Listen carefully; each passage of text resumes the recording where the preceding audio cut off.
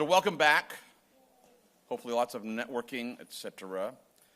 So coming up now, we have a panel for No Second Chances in Live Sound, moderated by the wonderful Tom Menrath from ASG LLC. We also have Michael, who, how do we put it, Michael? You've been everywhere, seen everything twice. Great. Done it all twice. From Greg Allman to you name it on monitors, but I did find out that Michael prefers front of house. Oh yeah, oh yeah. No drumsticks thrown at you. It's kind of hard to reach the mixer. Monitor guy's easier to throw those drumsticks at. That's right. And then Glenn Stilwell's here. You can see Glenn's credits from AppleTV for baseball, which we will get into more later. And you have to stick around. What Glenn's put together on a little trailer is awesome. And then, of course, Olympics, and you're going to get to hear lots of fun what not to do. If you want to hear about what not to do, you're probably in the right room. So with that, I'm going to turn it over to Tom. Thank you, sir. Thanks, BT. So I'm. Oh, there you go. Yeah, make yourself comfortable. You've got the truck guy who's wearing a Hawaiian shirt, and you've got the venue guy who's wearing a shirt. That is a lesson in itself. So anyway, I'm Tom Menrath. I'm the audio team director at ASG, Advanced Systems Group, based here in Emeryville.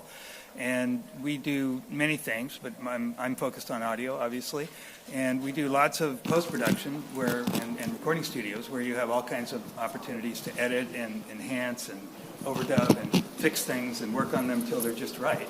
And the opposite end of the spectrum is live, where you don't have any of those opportunities. It has to be pre-planning and preparation and skill and et cetera, which these two guys are both experts at. And as BT said, Michael is a longtime front of house guy, monitor guy, live production guy, and has innumerable credits from one of my favorite live clubs, Sweetwater in Mill Valley, to arenas and stadiums with ultrasound and everything in between, lots of corporate as well. So he's an expert in all aspects of live sound, and also sending a feed to broadcast trucks or streamers. So it's all becoming one thing, as we all know. And Glenn, who I met when he was chief engineer at Pac-12, has a tremendous amount of experience in broadcast. That was one of the first networks to do, if not the first network to do 5.1 for every sport, for every school. So immersive audio and broadcast, he's one of the experts in the world, literally, for that. Friday Night Baseball, which is actually ready to broadcast in Atmos, but isn't yet, but will be coming at some point.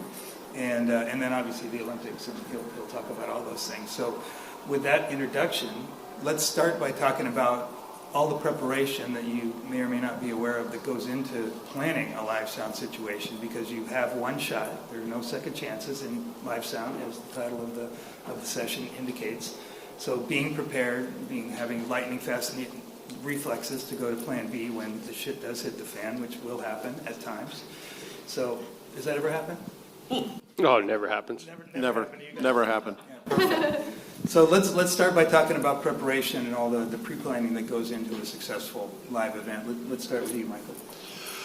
Well, yeah, so pre-planning, of course, is the first thing that happens, hopefully. I work mostly corporate stuff now, still some concert stuff, but mostly corporate stuff. And corporate stuff especially takes a lot of that pre-planning. But depending on who is actually putting together the event, they are or are not terribly good at pre-planning or even know what the words mean. So sometimes you kind of have to, just for your own enlightened self-interest, you need to sort of hold their hand and pull them through the process and ask the questions that maybe they haven't thought about, because otherwise you'll get on site and discover that things are not what you were led to believe. So lots of Zoom calls, lots of document sharing, drawings, schedules, I/O lists, show flows, and if you haven't gone through all of those things before you get on the plane to go to the venue, you're probably screwed, because you need to have your show file in hand that reflects all of that. You need to have all the technical things figured out for, actually the one part of my job that he doesn't have to worry about, and that's a PA in the room. Along with doing the actual mixing, there is that monster or not monster of a PA that has to be fed and cared for, tuned, aligned, maintained, and then understand how it's going to interact with your sources. Because if you're mixing in a studio, it's one thing. If you're mixing in a live venue where you've got a massive PA and microphones on the stage, feedback's a big concern, boom's a big concern.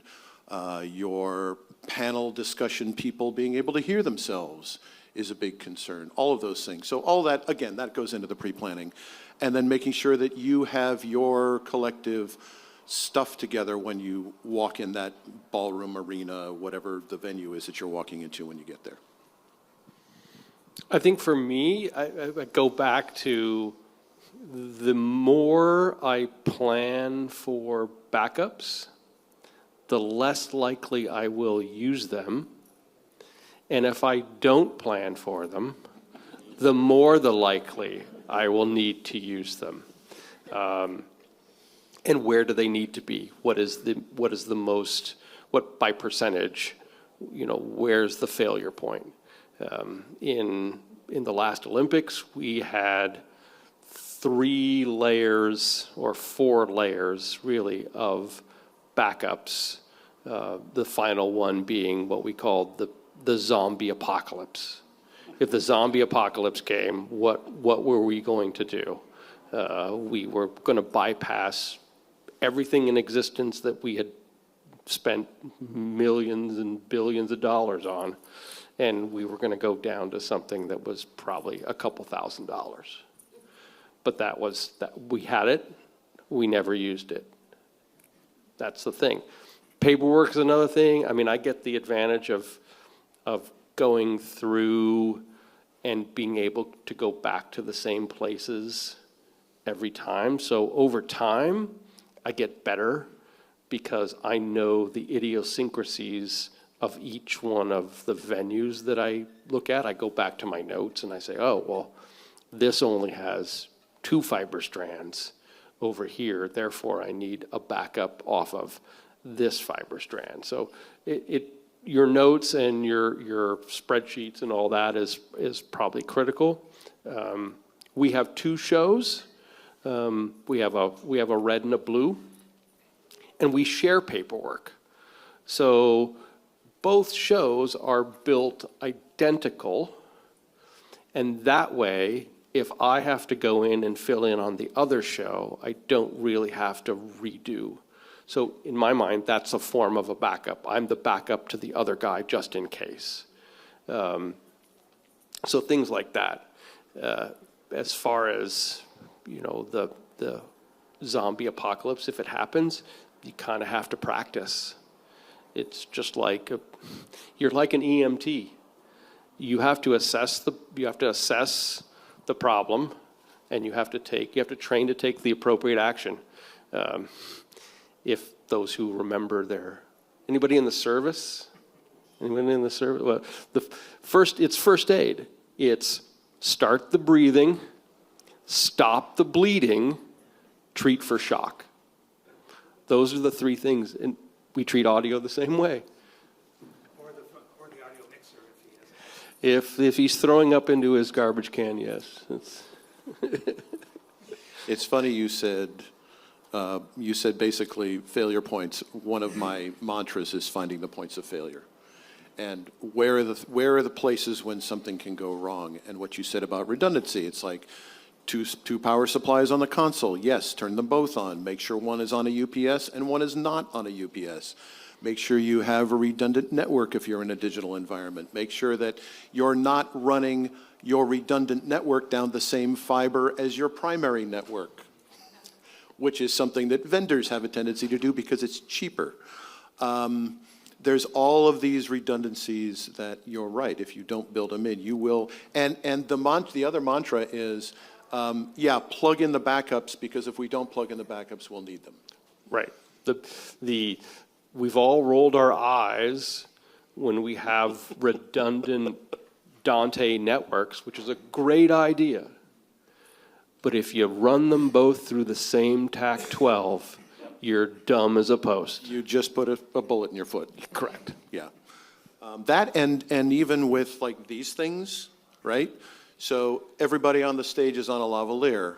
What if one of the lav mics goes bad? Well, you have one of these that the stage manager can walk out and hand it to them. Well, what if all the wireless mics fail? What if the antenna DA decides to let the smoke out? Well, there's a wired 58 on a 100-foot cable wrapped up over there by the stage entrance that somebody can walk out, and you will still have a show. If the lights turn out, you will still have a show. If the video screen stops working, you will still have a show. If none of the mics work, the show stops. Right. And I think for things like the Olympics, and some people in the room are sort of familiar with this process, is the transmission, which is not the audio guy's responsibility, but when it does go down, and eventually at some point it is going to go down temporarily, obviously there'll be 50 people running around screaming and trying to fix it, but you need a solution right now, and you have to have that already built in. It's not your fault.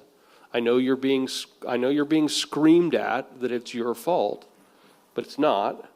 And the sooner you come up and engage your backup for whatever temporary time that you'll have, you'll be a hero. And you will have done basically what you were supposed to do in the first place. That is what they pay us for. At least that's what they remind us that they pay us for. Thank you. So another big part of the preparation is all the people that are telling you what they want you to do for their needs, treating you probably like they think your job is to make them happy and to accomplish their particular tasks that they want you to do. So as an example, I visited Glenn at Dolby, where he's got a lab with a CalRec and an immersive sound system. He's showing me the layout of the console. He's showing me the scribble strips and the hand labels. My favorite was the bat crap. Vader named, labeled bat crap, because that's really important in baseball, obviously. So I love that. And then also he says, oh, there's a speaker over here where the director's talking to me. There's a speaker over here where the producer's talking to me. So he's doing this incredibly complicated function that can't fail. And he's got people yelling at him from both sides live during the broadcast. And then Michael has the same thing with a different set of people asking him a bunch of stuff before the show and during the show. And they're all talking to me in my left ear, while my right ear is trying to mix stereo. Exactly. So it's a multitasking environment for both these gentlemen. So Michael, why don't you describe some of that, trying to solve everybody else's needs as well as your own job? Well, audio in its various incarnations, whether it's comm or your sources or your destinations, it pretty much touches every other department. So you'll have a conversation with the LD about what the comm needs are for the lighting department, but also for things like if they're running time code that's coming from video, so that the lighting for the opening module is automated. You've got to be able to talk to the lighting person. If you are, you also have to be able to speak somewhat fluent video-ish to the video team, because they're going to be sending you audio off of something. Is it going to be a stereo mix? Is it going to be split tracks? Is it going to be stems? And how many machines? And oh, by the way, that machine goes to the audience in the room, but that machine only goes to the broadcast mix. So there's a different routing there. And you have the same thing with your graphics people, because a lot of especially on corporate events now, a lot of the content happens on that ginormous LED screen behind the presenter. And so you have now, what used to be simple PowerPoint graphics is now turned into giant graphics modules. So you're talking to every other department, and that means being able to not only know what their technology needs of your technology, but also what your technology needs of theirs. Yeah, one of the things that I think is a bit different between us is I have a comms component that is much larger than a front of house, in that I have a truck full of people that all have a comms panel, and this is where the planning comes in. I need to get the files ahead of time so I can work on them at home, one. Number two is it's just a communications within the show before the show happens is I have to tell everybody, please, please do not come to me with your panel changes after the show is started. If you are as important as you think you are, that you need to have certain things in your panel, that's what the set day is for. And don't come to me as I hear 3, 2, 1, roll red. Right. Because now it's too late. I cannot help you. I don't work for you anymore. I don't. Yeah, you should have taken care of that. And you try and recognize the people who are maybe new to the industry or new to the truck environment and don't know to ask. You have to keep your eye out for them, because you don't want to end up ruining their day by saying, sorry, no. I will say that recently as comm systems have become more complicated and their abilities are more complicated, systems like Riedel, where it's not just a 2-channel belt pack in front of house anymore, it's a panel. It's many conversations, it's many point-to-points. Comms on a corporate have gotten ridiculous sometimes where, like on a large user conference, I think on Dreamforce, the last time I did it, we had something like 140 wired drops and better than 60 wireless comms drops for crew people only in the venue. Obviously, I'm not managing that, thank God. So there will be a comm team whose job is to lay out that infrastructure. No, you're so stuck with lucky. it. Oh, yeah, absolutely. So a comms guy. Absolutely. Oh. Oh, sometimes two, and then a local. So, yes. Yeah. Yes. Yeah, it is quite the battle with the comms, and but if you keep calm and carry on and try to do what you can. In that planning stages to avoid, planning is part of a backup. We always would use an acronym called GRAMPS, and this goes back to the old analog desk days.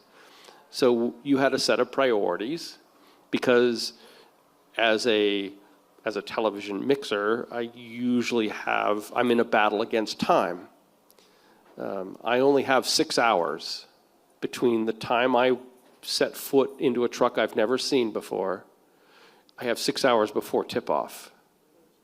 So I have to do a lot of things in a very short amount of time. So if you can economize, you make yourself time to be able to fix things. So you use GRAMPS. I don't know if anybody's heard that when you set these things up. It's a logical process. So groups, so set your groups up first. Then you set up your router.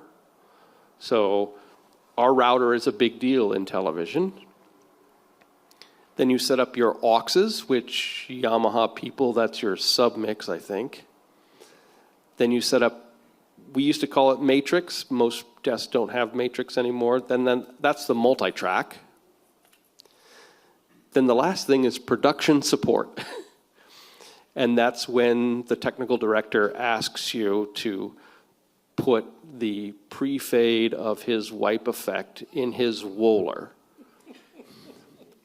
You make him ask you at least 8 times before you actually do it, because really want it. He's at the bottom of the priority list. You have to have priorities when you only have 6 hours. All true. So in live event, trucks are laid out in a very specific way, and there's a reason I rarely set foot in a truck other than to say hello to the gentleman sitting in the comfy chair. Those of you who do live events will know that our consoles tend to be laid out. We do have matrices. In fact, we had lots and lots and lots of them to handle all of the increasing number of outbounds that we have required of us anymore. But one thing that gets back to both preparation and also redundancy, the biggest point of failure that I have to deal with in my work is myself. And so that means that I'm going to do everything I possibly can to eliminate my ability to screw up. So that means that when I am going to be on a specific make and model of console, I already have a template that I'm going to build my show from. It's kind of like if anybody is old enough to have done festival audio in the analog days where you have 6 bands on your stage. Well, the first thing you did was you sat down with all of your input lists and you could say, okay, which band has the most drums? Okay, that one, that's 12 drums, great. First 12 channels, drums. How many, what's the maximum number of guitars? Okay, guitars. Okay, basses. Okay, keyboards. So you come up with an input list that would accommodate all of the acts that we're going to pass through your console that day. I try to take a similar approach when I'm building that template. What's the max number of mics that I'm going to have on a show? I dedicate those channels on my template to that.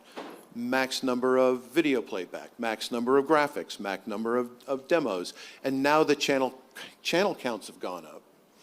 I'm able to actually dedicate, sure, 12 channels of video, why not? It could happen. And that's a layer. And so you use that template, and what that does is it means that the muscle memory as you're moving through that desk, through the layers, you know every time your video's on the 3rd layer. You know every time the graphics are on the 4th layer. You know every time your local playback is on the last layer. It's just a way to make sure that you don't have to think so hard and maybe get it wrong, because when you're in a hurry to get from here to there, you need to be able to push as few buttons as possible. So, and then of course, the only reason that now works is that you have all these layers full of channels. Also, modern digital consoles, you can create custom layers where you bring to the surface the things that you know you're going to use on this show, and you build that custom surface in more or less the same way each time. So I know my Voice of God mic's all the way over there, and I know all my local playback is over there, and I know my mics, and I know my video, and I know my graphics. So I know where to go. And that way I don't become a point of failure when something does go crazy and somebody's hair catches on fire and you have to think quickly. You don't have to do that much thinking quickly. Right. Go to the bathroom before the start of the baseball game. Wait, what? Go to the bathroom before the start of the baseball game. Yeah. Does the template / show file apply as much with a CalRec or in a Oh yeah, You always start there. The first show is the hardest because it might not have a show file from the last year, so, or a new truck. So Do you have sort of generic show files you can start with if you don't we have have setup? we have paperwork, no actual file. CalRec is much more difficult to do any offline editing.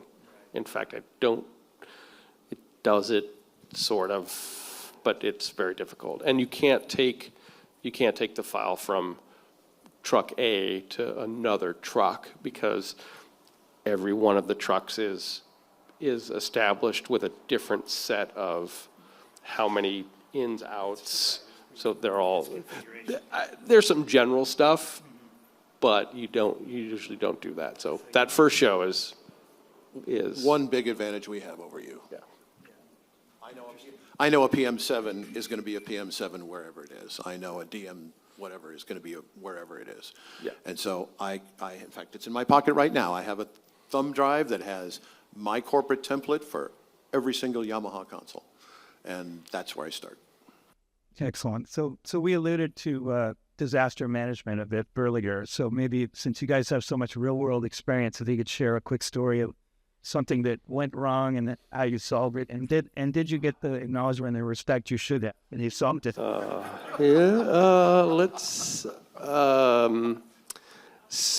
relate it to something local. San Jose Sharks, the Arizona, what are they? The old Coyotes, which have now moved, but the Coyotes come to town. The truck is a Euphonics 5B, ancient, and about 2 hours into the setup, I get the blue screen of death. Now remember, I only have 6 hours. Because it's running Windows. The brains and the I/O had gone belly up completely. There's no replacement. So, okay, what are we going to do? Call the radio engineer for the San Jose Sharks. Do you have a spare mixer laying around? Well, yes, I do. Oh, can we borrow it? And what came down were not one mixer, 2 mixers, 2 Shure M267s. I knew you were going to say that. So Way before Mackie. here I am mixing a NHL team with 2 M267s. And for those of you who don't remember the 267, half rack wide, 1 rack space high, 5 knobs, big black knobs on the front, volume only, no EQ, no nothing, just up and down. Yep. And we made a dual mono, and checking that show in was quite the shock to the master control operator when I said, no, you're getting 2 channels, and they're both exactly the same. You'll have to do what you need to do, but here's your show. So yeah, that was. And did they acknowledge your creativity? I think they did. Okay, Yeah, good. the director still tells the story. Well, that's good. That's good. At least they lived on it. But does the director take credit for it? Oh no. Okay.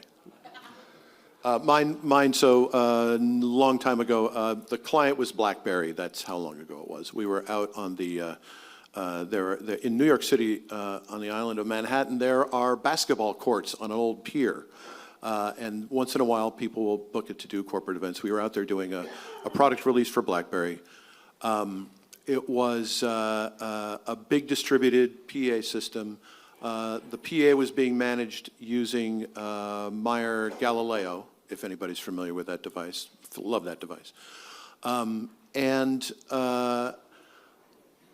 Because that's the one thing in the system that does that thing in the system, I always insisted to the client that we have 2 of them.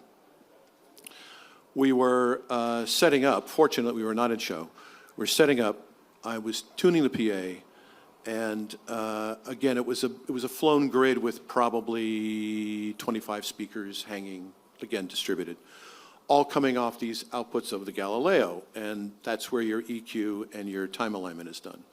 So I'm in the process of doing this, and I start to hear the never good sound of eggs being cooked and bacon being cooked coming out of the loudspeakers, a sound I'm sure you're familiar with. And almost simultaneously to that, I got a radio call that there was white smoke billowing out of the Galileo. Still not sure how it happened, but the loudspeakers in use were powered speakers, so the amplifier was integrated into the cabinet. Somehow the speaker, in its infinite wisdom, had figured out how to send the power back out the audio input. So think about 110 volts going through basically microphone cables in the grid that's distributing the audio all the way back to the Galileo, which is now seeing 110 volts on its outputs. Not a happy thing. So, and fortunately, at that point, we had already copied and pasted the file of the main Galileo into the second Galileo.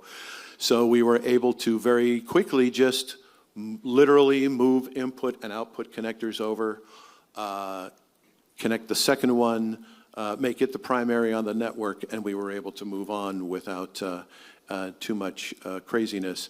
And no one ever said anything because we never told them. And the producer, I think, was much happier for that. It's English scenario. So let's ask a couple quick questions. The next session is going to continue with Glenn to talking about at-home production and Remy, which is, you need to stay for that. That's fascinating. He's one of the world experts, I want to say, on that subject. Can you acknowledge that? Yeah, well, I mean, I was part of a team. Part of the fumble as always. Anyway, any questions for these guys before we switch subjects? Go ahead. I'm utilization from Rocket SOS and Rugged Seconds West. Sure, we work together at some point. Stuff. Yeah, I've given you stuff to move. Have you ever had vendor issues that another thing outside of your control that affected show? Yes, and yes. The biggest venue issues that I run into tend to be when a producer will hire a concert sound provider for a corporate show or vice versa. Just because the equipment has the same make and model on it doesn't mean that it is packaged, maintained, or operated in the same way for both of those kinds of shows. Corporate shows take one whole set of necessaries and things, and a rock show takes completely different. Same speakers, same microphones, same snaking systems, all of that's the same. But the way that it's configured and the people who are operating it from the vendor, you cannot throw a monitor engineer into the A2 seat and expect that they're going to do a good job any more than you could take a corporate A2 and throw them behind a monitor console and expect them to do a good job. So generally, that's the situation where the vendor, I just want to pull my hair out, but it's usually a producer who's trying to do something, to be kind, on a budget, and generally the rates for a concert company will be less than the rates for a corporate company, and that's where that comes from. Truck caught on fire on the way to the venue. There you go. And we're in a battle for time. You can't just pull a truck off. They're not 4 backups waiting for you. The other one is 300 miles away. Yep. And its driver is asleep and can't drive until his time is. That's right. Can't drive for another 6 hours. Yep. So, Tom, Glenn, Michael, thank you so very much. Michael, you around all day? I'm around all day.